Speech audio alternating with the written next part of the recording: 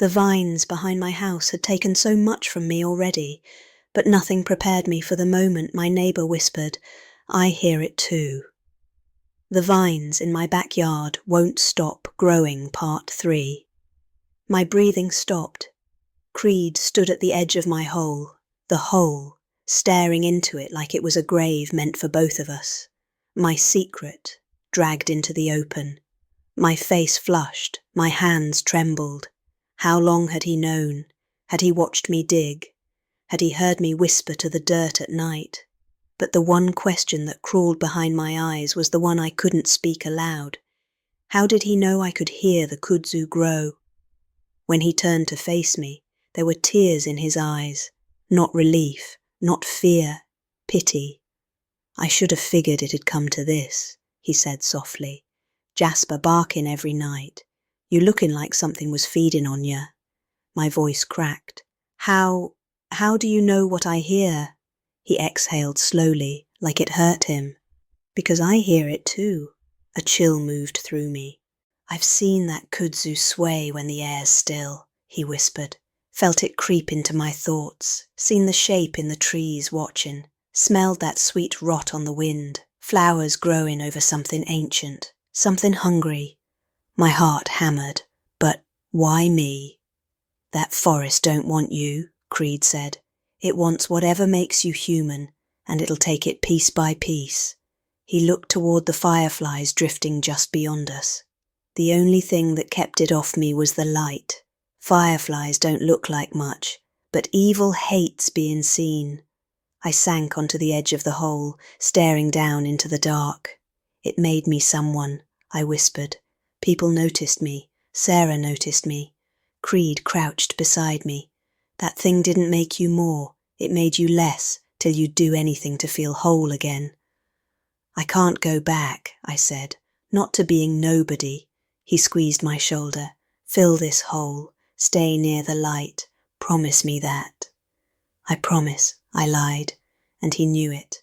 For days I tried to resist, tried to stay away from the backyard. The fireflies lingered outside my window, blinking softly, as if trying to warn me back to myself. But they didn't comfort me, they exposed me. Every time I walked outside ready to bury the hole, that floral scent drifted up from the dirt. Sweet, familiar, powerful, a reminder of everything I had gained, and everything I had lost. Work soured, my luck twisted.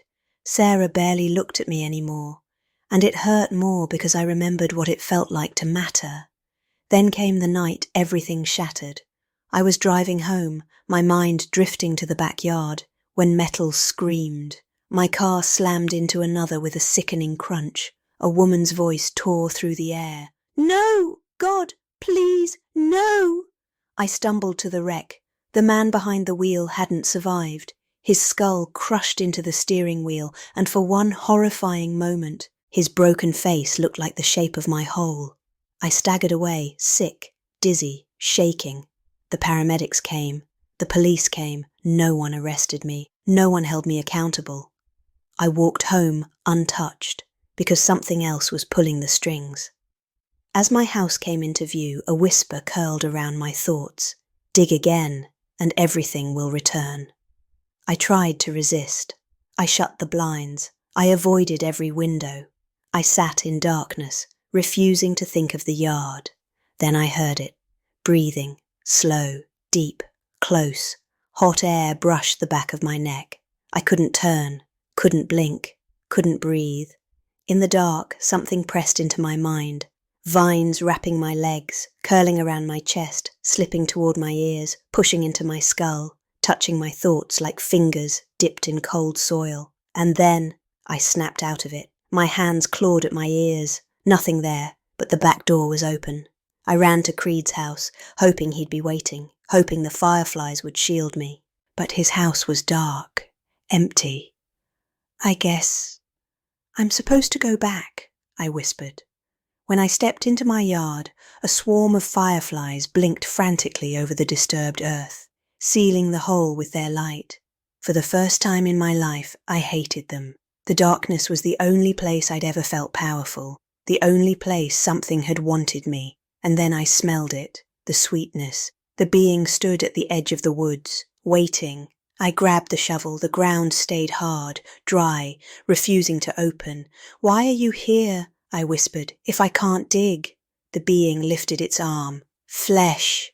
The kudzu parted. A path formed. I followed. The forest grew darker the deeper I walked, vines creaking like bones.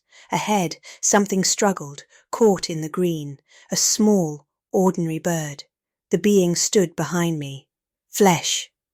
I turned to leave, but a cold weight pressed against my thoughts, pouring a vision into me. Me at work, admired by everyone, my life full, my phone buzzing with messages. Sarah in my arms, eyes warm with something more than politeness. The vision dissolved. I was already holding the shovel. "It's just a bird," I told myself. The strike was quick. The ripple of pleasure afterward was darker than anything I'd felt before. The being pointed back toward the house. "Flesh." I carried the lifeless bird to the hole, dropped it in. The earth accepted it. The next morning the world shifted again.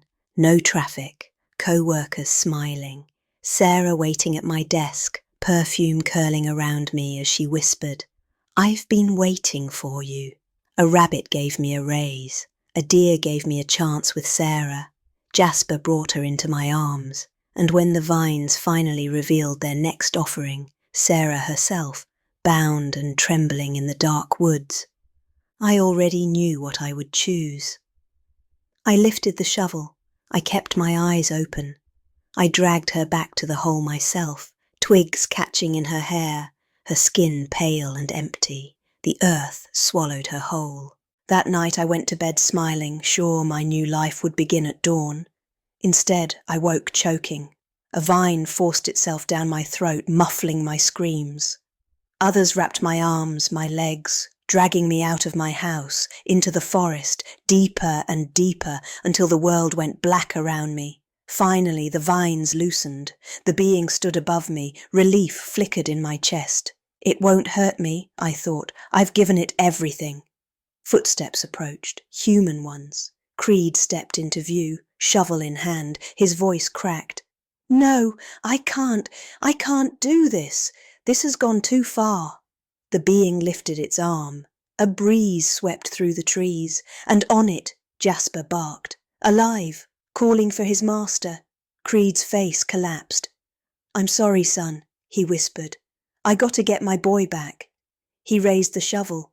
For the first time, I saw myself clearly. Not the man I wanted to be, not the man the hole showed me, but the hollow thing I'd become. The shovel fell. Darkness swallowed me. And as the earth tightened around my body like roots, one final question echoed through my fading thoughts. Did the vines ever want me? Or did they only want the man who came to bury me?